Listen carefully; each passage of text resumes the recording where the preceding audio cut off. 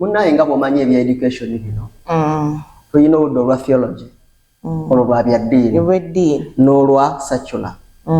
Kati ebibuuzo bya IPLE ebyeddiini y'ekisiraamu baana babikola ne babimaliriza bya kyamusanvu era byafulumye.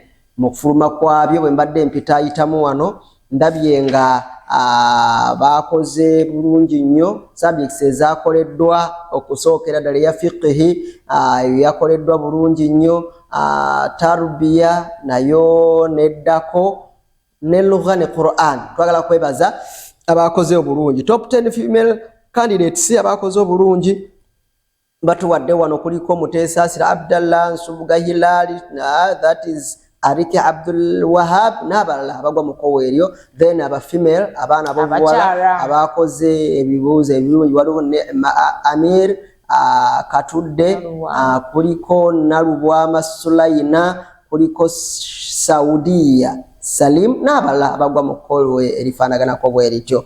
Then wano top 10 best schools amasomero kuliko Sumaya International School, webale kola mirimu. Waliwo Lufuka Quality Islamic Primary School, webale kusomesa. Waliwo Ibn Hamis Islamic Secondary School, ya waliwo ffe mu Luweero saidi eyo, ne Ikra Islamic Primary School Buddo, webale ddala mwakoze n'amalala mwegali genda ku kitebe osobola okufuna results zino. Era babadde bakwasa ndowooza abakulu abaddewo bawera era footage ndowooza mwami Umaru mulinaawo batereyo ka footage ako basobole okutegeera biki byabadde sides eyo.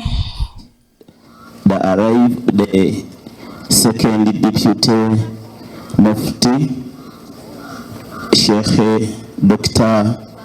Muhammad Bukenya, he has arrived and he has joined the occasion right now.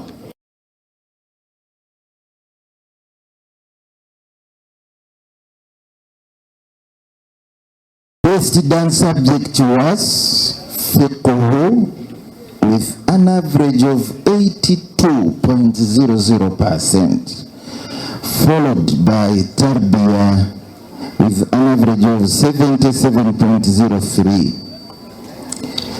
Lughatul Arabiya was the third dance subject with an average of 72.55%. Quran was the fourth subject with an average of 62.03%.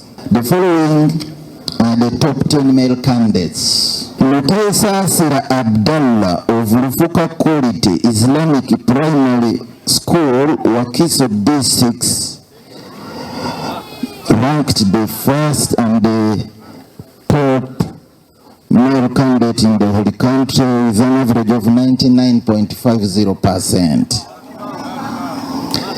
Followed by Nsubuga Hilal of Ibn Khamis Islamic Secondary School, Luweero District, with an average of 99.00%. The third one was Arik Abdul Wahab Madrasatu Al-Ghuraba, Luweero District. The best female candidates in the whole country was Ni'ma Amir Katudde of Lufuka Quality. The second one was Nalubwama Sulayina of Ibn Khamis Islamic Secondary School, Luweero, with an average of 98.00%. The third one was Sauda Salim of Ibn Khamis, Luweero, 98.00%. The best school in the whole country was Sumaya International School, Masaka. Second school was Lufuka Quality Islamic Primary School, Wakiso. The third school was Ibn Khamis Islamic Secondary School, Luweero, with an average of 95.09%. In 2016, there was no such a thing called IPLE, Islamic Primary Living Examination, under Uganda Muslim Supreme Council. It was not there. So when I came, I found that there are many organizations handling this program of IPLE. We had a link of Islamic schools under Amir Katudde Sheikh, And then I also got another group called UKSA, Uganda Quran School Association. They are also carrying out what? Carrying out scholarship, examinations. Then as the Secretary for Education, I raised my hands up to God and prayed to Allah. I said, the same way Nabi Muhammad was praying to the two people, he said, Allahumma a'izz al-Islam bihadhaini rajulaini. I also raised my hand, I said, these people, Allah, strengthen the Islamic education with these two group of people. Allah accepted one, which is a link of Islamic schools, and rejected the other one. Therefore, we have two organizations running examinations in Uganda. One is official, that is a link of Islamic schools, because they are under Uganda Muslim Supreme Council. The other one is not official yet. But I believe that one day they will come and we shall recognize them if they come. If they don't come, then they are not official. The signature of Uganda Muslim Supreme Council on your certificate is very important. I want us to put it as a strong point to all the district caddies that your school, how can your school do examination for another and a legitimate organization when you are in charge of your district? I think this is a big weakness we need to control. Finally, Tahfiz is a new program that has come to Uganda. I also request the owner of Tahfiz in Uganda, who is now our second deputy mufti of Uganda, let us strengthen Tahfiz in Uganda so that our children can be top in terms of education. Tukakasa nti abayizi baffe bano abafulumye n'ebibuuzo bye tufunye balina omutendera gwe bagenzeeko according to our constitution, ti omuntu aba amaze okufuna certificate eya IPLE aba yenkanankana ne imaamu mulamba nga asobola okusaaza. Era kyembadde mbategeeza nga mbagamba nti beyongerayo okusoma kubanga awa target wano ku Supreme Council kwe kubeera nga abaana basoma. Era yensonga lwaki tulinawo university, tulinawo n'amasomero n'okubeera nga program ya exams yonna ekolebwa ku Uganda Muslim Supreme Council. Ensonga y'okubeera nga waliwo districts ezimu ba district kadhi tubasaba bongeremu amaanyi kubanga Uganda yonna ekigambo kya education kyo kyakwatayo. Era twebaza government okubeera nga yasaasanya okubeera nga education buli wamu weeri. So ba district kadhi baffe bonna mu districts zaffe eziri 82 tulinawo districts nga 12 zikyala ng'okubeera nga bongeramu amaanyi.